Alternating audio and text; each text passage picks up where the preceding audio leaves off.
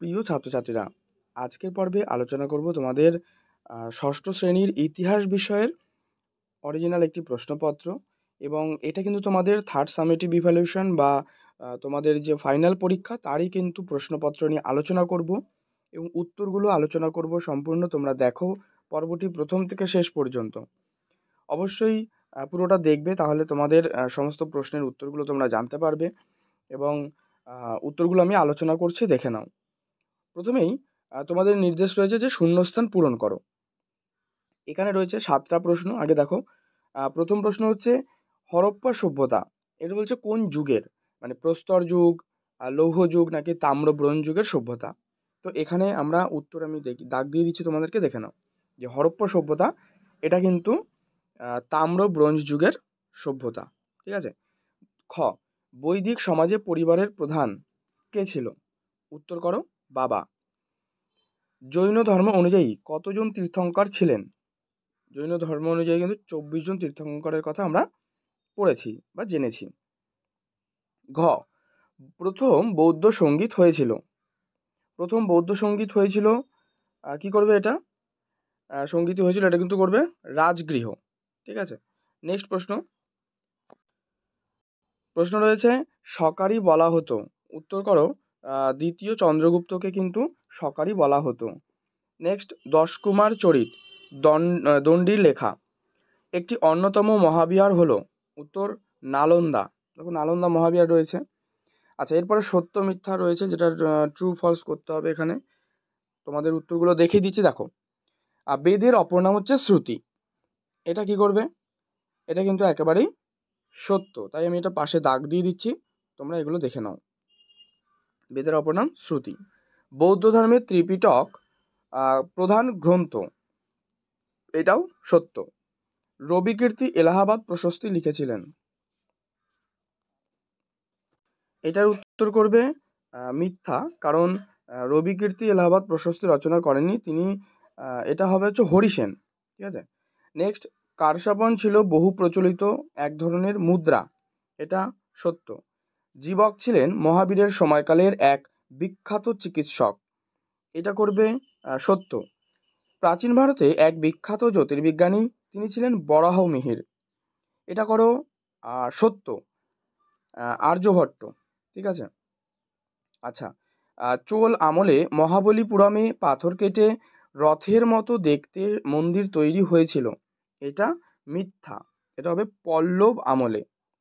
এরপরে বেমানান খুঁজে বার করতে বলছে, বেমানানগুলো করো। দেখো, কাশী, অঙ্গ, মগধ আর তক্ষশিলা, এখানে কিন্তু ষোড়শ মহাজন পদগুলো রয়েছে, যেগুলো হচ্ছে কাশী, অঙ্গ আর হচ্ছে মগধ।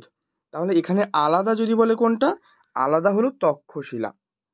ওকে, বাকিগুলো হচ্ছে ষোড়শ মহাজনপদ। খ, চন্দ্রগুপ্ত মৌর্য, সমুদ্রগুপ্ত, অশোক আর বিন্দুসার, এখানে করো সমুদ্রগুপ্ত, এটি আলাদা। গ দাগে করো অর্থশাস্ত্র আলাদা। ঘ দাগে করো নৃপতি, এটি আলাদা। ব্রাহ্মণ, ক্ষত্রিয়, শূদ্র, এই তিনটে কিন্তু একই। আচ্ছা, এরপরে এক কথায় উত্তর, এখানেও 10টা প্রশ্ন রয়েছে, এগুলোও আমি আলোচনা করছি। প্রথম প্রশ্ন, জৈন ধর্মের প্রধান যে প্রচারক তাকে কি বলা হতো? এখানে উত্তর করবে জৈন ধর্মের প্রথম প্রচারককে কিন্তু তীর্থঙ্কর বলা হতো। কনিষ্কের রাজধানী পুরুষপুর বা পেশোয়ার। সকারি বলা হতো দ্বিতীয় চন্দ্রগুপ্তকে। হর্ষচরিত কার লেখা? হর্ষচরিত করো হচ্ছে কার লেখা? বাণভট্ট। বণিকদের নিজস্ব সংগঠনকে কি বলা হয়? দেখো, কখনো নিগম, কখনো শ্রেণী, কখনো সংঘ বলা হতো, এটা একটু দেখে নিও তোমরা। সোয়ানজাংয়ের লেখায় ভারতবর্ষ কি নামে পরিচিত? তার নামে, এটা তোমরা HW দিলাম, তোমরা অবশ্যই এটা কমেন্টে জানিও এই প্রশ্নের উত্তরটি কি হবে। আর যদি তোমরা না পারো তবে প্রশ্নটাই কমেন্টে লিখে দিও। এবারে পরবর্তী প্রশ্ন আলোচনা করব। পর্ব যদি ভালো লাগে অবশ্যই লাইক করে দিও, শেয়ার করে দিও, চ্যানেলে নতুন হলে কিন্তু অবশ্যই সাবস্ক্রাইব করে রেখো। তো দেখো পরবর্তী প্রশ্ন, পঞ্চম বেদ কাকে বলা হয়? উত্তর করো মহাভারত। পঞ্চতন্ত্র কোন ভাষায় লেখা হয়েছে? সংস্কৃত ভাষা। মৃচ্ছকটিকম কার লেখা? শূদ্রক। ব্রহ্মগুপ্তে লেখা বিখ্যাত যে বই তার নাম কি? ব্রহ্মগুপ্তের লেখা একটা যে বিখ্যাত বই তার নাম হলো, আচ্ছা এটার উত্তর করবে যে